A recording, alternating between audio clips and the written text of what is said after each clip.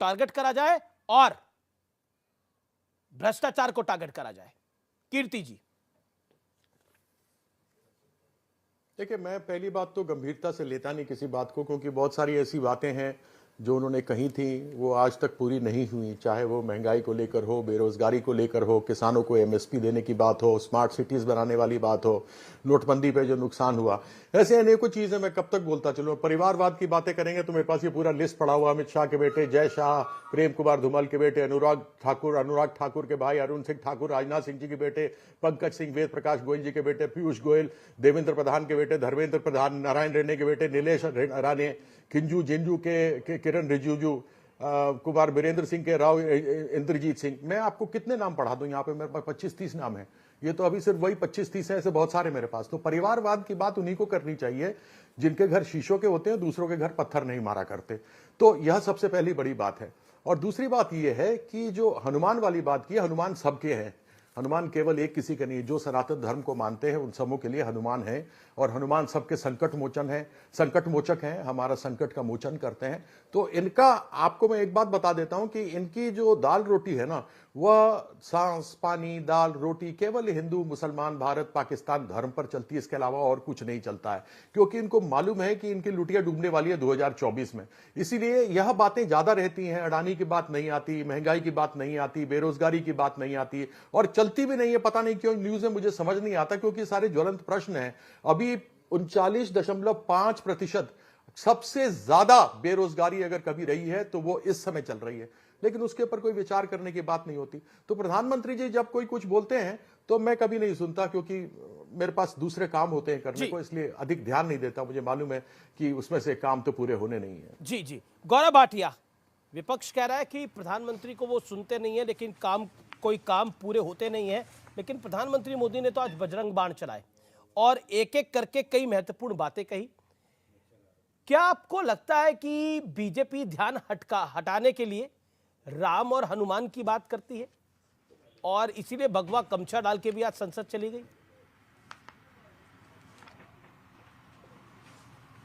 देखिए, वाकई देश बदल रहा है। सबसे पहले तो सारे दर्शकों को, आपको अमीश जी, और यहाँ पे जितने पैनलिस्ट हैं सबको हनुमान जन्म उत्सव की बहुत बहुत बधाई, हार्दिक शुभकामनाएं। आप बताइए, कभी भगवा को आतंकवाद से जोड़ दिया गया था, कांग्रेस के हेडक्वार्टर में यह आविष्कार हुआ था। आज भगवे पे हर किसी को गर्व है और होना भी चाहिए। सबसे पहले मैं एक बड़ी बात कह के शुरुआत करूंगा। हमें ये नहीं भूलना चाहिए कि हनुमान भगवान से प्रेरणा लेके, हम लोग सब कहते हैं पवन पुत्र हनुमान, संजीवनी बूटी लानी थी, पूरा पहाड़ ले आए थे। वैसे ही कोविड की महामारी में प्रधानमंत्री जी ही थे जो 220 करोड़ कोविड के टीके लगवाते हैं। संजीवनी बूटी ही तो थी आम आदमी के लिए, तो वो सुरक्षा कवच बन गए थे।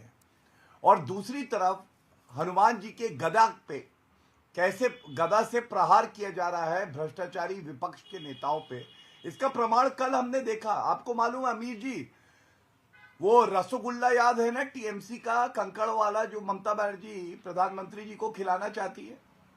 उस रसगुल्ले में चाशनी इतनी नहीं होगी जितनी याचिका में भ्रष्टाचार टपक रहा था कल।